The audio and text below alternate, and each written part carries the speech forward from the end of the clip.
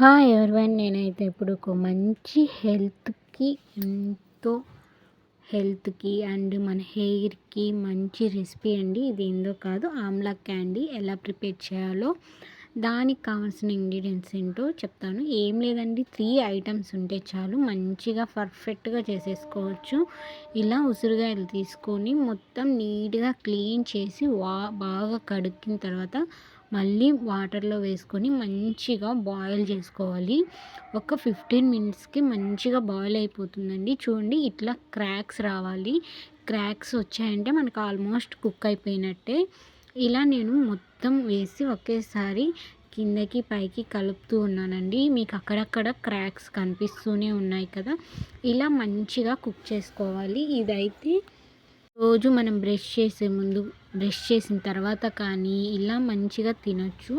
ఈ జ్యూస్ని ఈ వాటర్ని వచ్చి మీరు రసం కింద కానీ లేదు చల్లార్చుకుని మీ హెయిర్కి కానీ అలా యూస్ చేయొచ్చు. ఎందుకంటే ఇందులో మనం ఏం వేయలేదు, జస్ట్ వాటర్లోనే కుక్ చేసాం కాబట్టి. ఇవి చల్లార్చిన తర్వాత వీటిని పాయలుగా విడదీసుకోవాలి. వీటి మీద లేయర్ ఉంది కదండి, అది కూడా ఆల్మోస్ట్ అంతా పోయింది.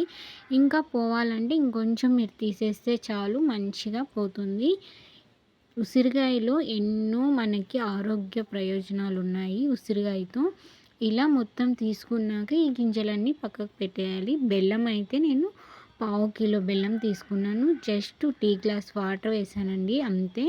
ఇంకా అది బాగా కరగాలి. బాగా కరిగిపోయిన తర్వాత మళ్ళీ వడగట్టుకోండి.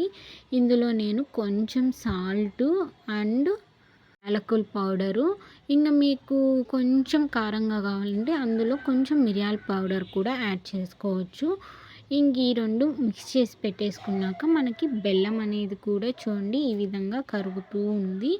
ఇంక ఇలా బెల్లం కూడా నేను బాగా కరగబెట్టుకున్నాక ఇది నార్మల్గా పాకం రావాల్సిన అవసరం లేదండి. బాగా కుక్ అయ్యి మొత్తం బెల్లం అంతా కరిగిపోతే చాలు. ఇంకా మనం ఉన్నాయి కదా ఉసిరికాయ ముక్కలు, అవి వేసేసినాక మళ్ళీ అందులోంచి చాలా వాటర్ అనేవి వస్తాయి. అవంతా ఎగురుకున్నాక తర్వాత మనకి ఆ పాకం అనేది కొంచెం గట్టిపడుతుంది. అప్పుడు పాకం పర్ఫెక్ట్గా వచ్చేసిందని మనకి తెలుస్తుంది. చాలామందికి చిన్నప్పుడే బాలనరుపు ఇట్లా ఏదో ఒకటి వస్తూ ఉంటాయి. కొంతమందికి స్కిన్ మీద పింపుల్స్, అలా ఇవి ఏమి రాకుండా ఉండాలంటే ఇలా మంచిగా రోజు ఒక స్పూన్ తీసుకున్నామంటే చాలా బాగుంటుందండి. మన హెయిర్కి కానీ మన స్కిన్కి కానీ ఈ ఉసిరికాయ రసం తీసుకున్నా కూడా మనకి అంత హెల్త్ బెనిఫిట్ ఉంటుంది. ఇంకా నేను ఇలా మ్యాషర్ తీసుకొని కొంచెం వాటర్ ఉండగానే ఒక 15 మినిట్స్ కుక్ అయిన తర్వాత ఇలా మ్యాష్ చేస్తున్నాను. మ్యాష్ చేయడం వల్ల మనకి గుజ్జు అనేది కూడా వస్తుంది కొంచెం. ఇలా కుక్ చేయాలి, ఇంకా కుక్ అవ్వాలండి. ఆల్మోస్ట్ అయితే పిల్లలకి ఈ రెసిపీ చాలా బాగా నచ్చిందండి. ఫస్ట్ డే మనం తినేటప్పుడు కొంచెం లైట్గా చేదనేది తగిలింది. నేను ఫస్ట్ అదే చేసిన రోజే తింటే, ఇంకా నెక్స్ట్ డే మాత్రం అసలు చేదనేది కూడా లేదు, అంత బాగా ఉంది. అసలు పిల్లలు కూడా చాలా ఇష్టంగా తింటారు. చూడండి పాకం ఎంత బాగా వచ్చిందో. ఇప్పుడు నేను ఏదైతే వేళ్ళతో చూపిస్తున్నానో సేమ్ అదే పాకం రావాలి. ఇట్లా అతుక్కోవాలండి. ఇది మనకి కరెక్ట్ పాకం అన్నమాట. ఆల్రెడీ ఇంకా మనకి పాకం అయితే కరెక్ట్గా వచ్చేసింది. ఇంక ఇది దించేయాలి. ఇంకొంచెం సేపు కుక్ చేసామంటే అస్సలే బాండీలకు అతుక్కుపోతుంది.